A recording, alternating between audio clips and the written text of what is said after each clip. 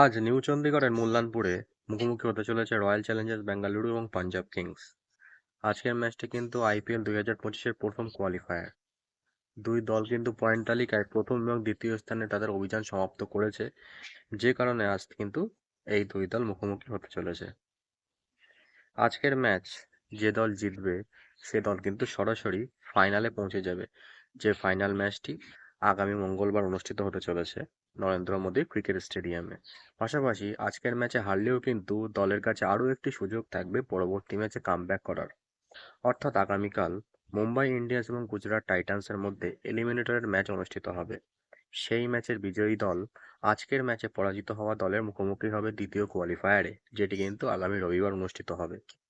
এবার দ্বিতীয় কোয়ালিফায়ার যে দল জিতবে সে দল কিন্তু সরাসরি ফাইনালে পৌঁছে যাবে, যে কারণে আজকের ম্যাচে অবশ্যই দল চাইবে জয়লাভ করে একেবারে ফাইনালের মঞ্চে পৌঁছে যেতে।